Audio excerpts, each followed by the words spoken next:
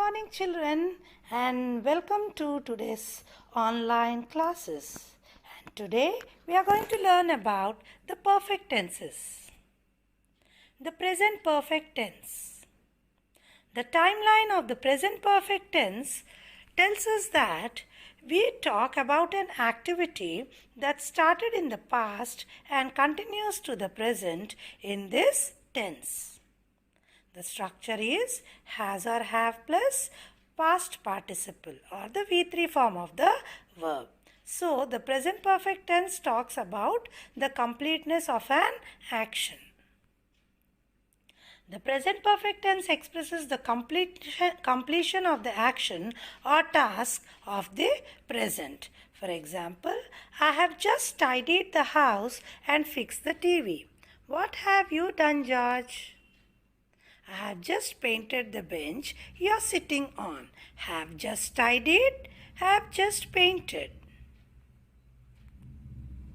Now let's understand about the use of the present perfect tense. It's used for finished actions with the present result. For example, she has lost her wallet. Result, she can't find it. With recently completed actions, I have just finished my project. Unfinished actions, duration from past until now. I have lived in Paris for 5 years. Continuing, the present perfect tense is also used with multiple actions at different times. For example, I have seen David several times.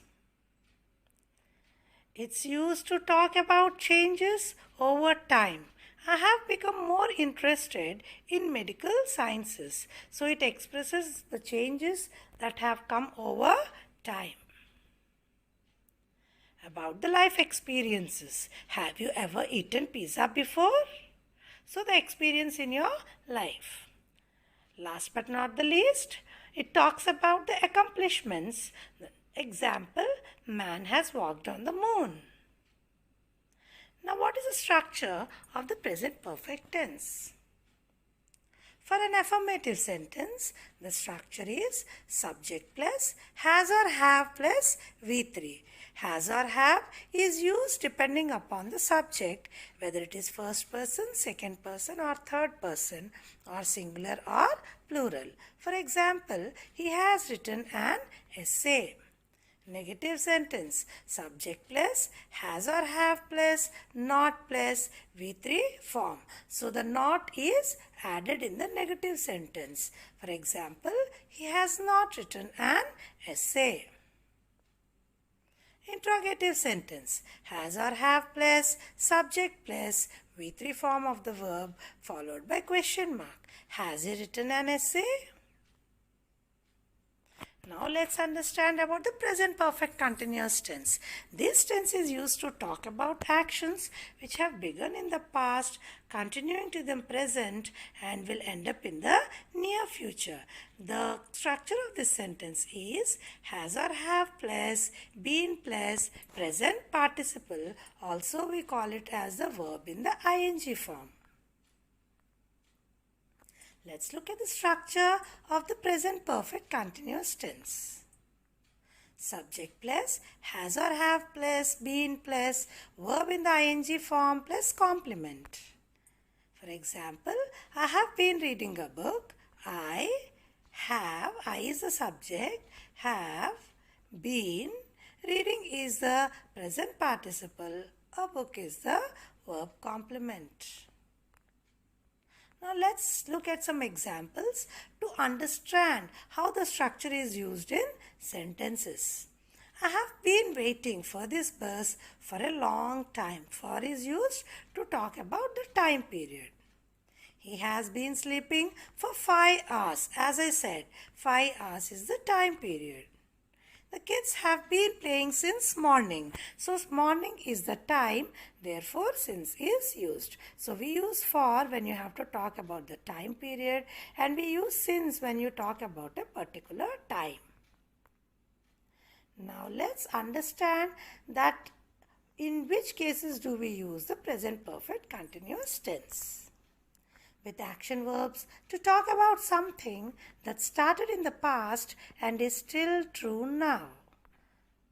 For example, I have been studying English since morning or for 7 hours. So this timeline clearly tells us that we use for when you talk about a period of time, that is 7 hours, and we use since when you talk about a particular time, that is morning.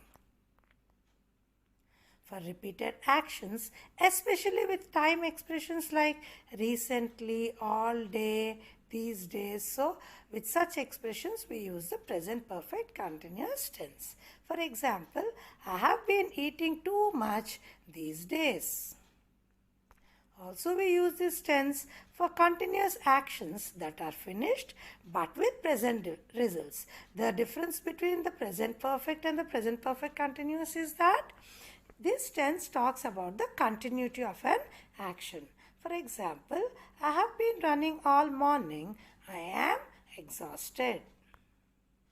Let's have a look at the structure. For an affirmative sentence, subject plus has or have plus been plus present participle. Let's have a look at an example. They have been learning English for 2 years. For a negative sentence, subject plus has or have plus not plus been plus present participle.